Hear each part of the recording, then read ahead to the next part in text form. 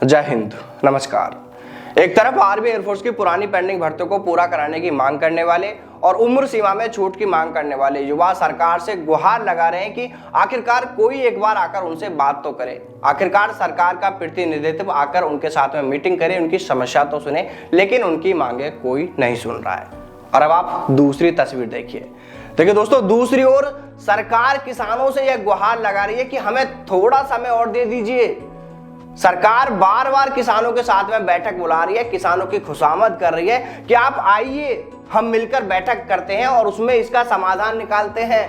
लेकिन नहीं, किसानों ने साफ साफ कह दिया है कि जो हमारी मांगे हैं हम उनसे पीछे हटने वाले बिल्कुल नहीं है। हम अब इस आंदोलन से पीछे डिगने वाले नहीं है।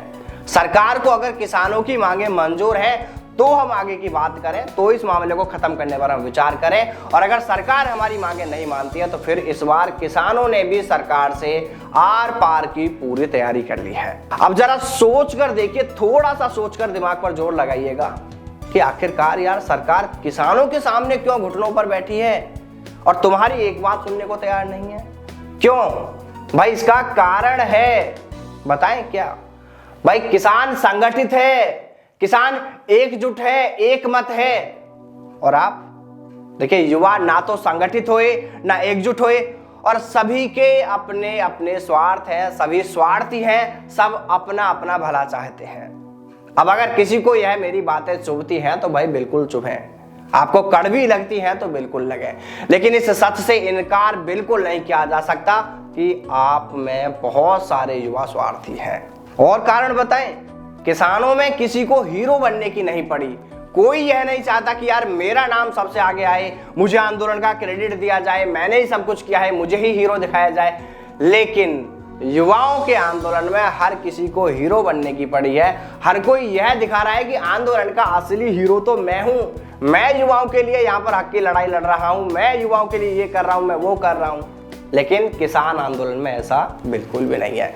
और बताएं कारण। देखिए, किसान आंदोलन में गिने चुने कुछ किसान नेता ही मीडिया को कोई स्टेटमेंट देते हैं, मीडिया से बात करते हैं, लेकिन यहाँ पर हर कोई यह चाहता है कि यार काश मेरा एक फोटो वीडियो कोई क्लिप मीडिया में आ जाए, ताकि मैं उसकी कटिंग लेकर, उस क्लिप की कटिंग लेकर उन ग्रुपों में शेयर कर सकूं, अपने सोशल मीडिया प्लेटफॉर्म पर डालकर यह दिखा सकूं कि देखो युवाओं की हक की लड़ाई मैं लड़ रहा हूं, युवाओं के लिए मैं सबसे आगे हूं।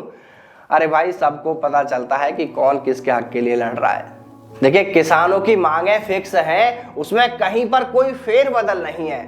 ऐसा नहीं है कि सरकार कह दे कि चलो हमने किसानों की इतनी मांगे हैं, इनको हमने अभी मान लिया है, बाकी मांगों पर हम विचार कर रहे हैं। तो यह बात सुनने के बाद में कुछ किसान यह कह दे कि यार सरकार ने इतनी मांगे तो मान ली, चलो बढ़िया हुआ, अब तो बाकी मांगे आगे चल के सरकार मान लेगी और अब हम ऐसा करते हैं कि चलो आंदोलन से पीछे हट जाते हैं। नहीं, ऐसा बिल्कुल भी नहीं है। जो किसानों ने कह दिया, जो संगठन ने कह दिया, उसी पर सब अडिग हैं। जब तक संगठन फैसला नहीं लेगा तब तक कोई पीछे हटने के लिए तैयार नहीं है। और पता आपके साथ में क्या हुआ? जब अग्निपथ योजना लागू की गई थी, उस समय की बात बताता हूं। अग्निपथ योजना लागू करने के बाद जब इसका जोरदार विरोध हुआ, पता तब सरकार ने क्या किया? यही काम किया था। सरकार ने कहा कि चलो अब हम आपके लिए 10% आरक्षण देते हैं पैरामिलिट्री फोर्सेज में, हम आपको 10% आरक्षण देते हैं रक्षा मंत्रालय की भर्तियों में, हम आपको पहले बैच की भर्ती में 2 साल उम्र में भी छूट देते हैं। बस फिर क्या था? स्वार्थी और लोभी लालची युवाओं को इतनी सी लालच क्या मिला, वो बिखर गए। हमारे भाई हैं वो उस आंदोलन से बिखर गए, उनके अलग अलग मत हो गए। पता उनकी सोच क्या हो गई? वो कहने लगे कि यार इतनी सारी चीजें तो मिल रही हैं, छोड़ दीजिए। फिर सबसे बड़ा लालच क्या था? उनको लगा कि यार अब हमें 2 साल की छूट तो मिली गई है, हम तो इसके लिए योग्य हैं, हम तो अभी भर्ती में शामिल हो सकते हैं। लेकिन पेंडिंग भर्ती अभ्यर्थियों के बारे में किसी ने नहीं सोचा। किसी ने नहीं सोचा कि यार वो भी आप ही के भाई हैं जिनकी भर्तियों को सरकार ने रद्द कर दिया, जिनका एग्जाम होना था, जिनका रिजल्ट जारी होना था, जिनको ज्वाइनिंग दी जानी थी, उनका किसी ने नहीं सोचा। इन्होंने कहा कि उनसे हमें क्या लेना देना, हमें तो भर्ती होने का मौका मिल गया। यानी जिसको जहां पर अपना स्वार्थ दिखा, जहां लालच दिखा, वो वहां पर चले गए। हालांकि अब यह सब कहने से शायद कोई फायदा नहीं है, लेकिन एक बार फिर भी उन युवाओं से एक बार सवाल जरूर करेंगे जो अब से पहले अग्निवीर का फायदा बता रहे थे, यानी जो अग्निवीर बनने से पहले इसे अच्छा बता रहे थे। अरे भाई क्या हुआ? पता चल गया आपको देशभक्ति और पागलपन में कुछ तो फर्क होता है। अरे भाई, अगर इतनी ही देशभक्ति उस वक्त आपके सर पर चढ़ी थी तो अब क्यों पेंशन की मांग कर रहे हो? अब क्यों छुट्टियां बढ़वाने की मांग कर रहे हो? क्यों इतनी जल्दी देशभक्ति का भूत उतर गया सर से? अरे भाई, अभी तो उस दिन का इंतजार करो जब आपके 4 साल पूरे होंगे और जब आपको घर भेज दिया जाएगा। मानते हैं आपके अंदर देश सेवा का जुनून है और ये होना भी चाहिए और हम इसका सम्मान करते हैं, लेकिन जरा यह भी तो देख लीजिए कि 4 साल बाद आपके इस जुनून की क्या वैल्यू रहने वाली है।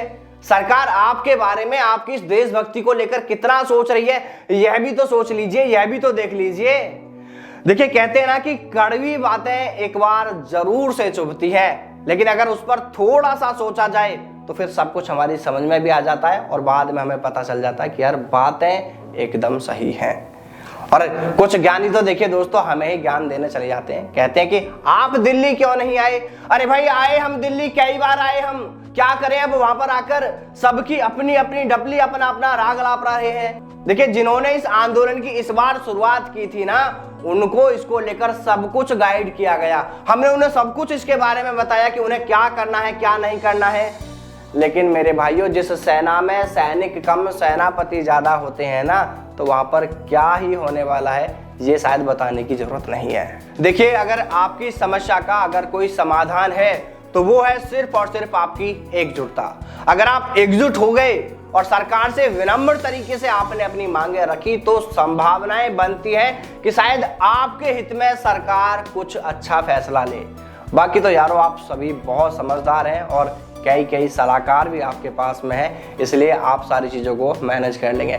देखिए दोस्तों, अगर किसी को मेरी बातों से ऐतराज है, किसी को कुछ गलत लगा हो तो कमेंट करके जरूर बताएं कि हम कहां पर गलत है, और अगर आप मेरी बातों से सहमत हैं तो भी आप कमेंट करके जरूर बताएं। जय हिंद, जय भारत, वंदे मातरम।